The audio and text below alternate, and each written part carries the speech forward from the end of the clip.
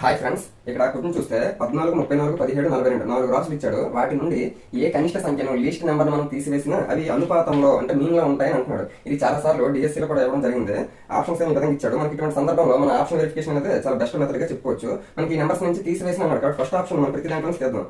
14 3 తీస్తే 11, నెక్స్ట్ 31, తర్వాత 14, తర్వాత 39. మనకు అనుపాతం ఉన్నాయనుకుంటే అర్థం అంటే అంతిమ లబ్ధము మధ్యమ లబ్ధం ఈక్వల్ అవ్వాలి. ఇక్కడ 11 into 39 అంటే యూనిట్ ప్లేస్ ఒకటి చూసుకుంటే చాలు. ఇటువంటి సందర్భంలో 9 into 1 9 అంటే రెండింటిని ఇంటూ చేస్తే యూనిట్ ప్లేస్ 9 వచ్చింది. ఇక్కడ ఈ రెండింటిని ఇంటూ చేస్తే 4 into 1 4 వచ్చింది. అంటే మనకి యూనిట్ ప్లేస్ లో ఈక్వల్ అవ్వలేదు కాబట్టి ఆటోమేటిక్ గా సంఖ్యలు కూడా ఈక్వల్ అవ్వవు. ఆప్షన్ 1 కాదు. నెక్స్ట్ ఆప్షన్ 2 చూస్తే 4 అనేది తీయాలి. 10, నెక్స్ట్ 30, తర్వాత 13, తర్వాత 38. ఇప్పుడు రెండు చూడండి.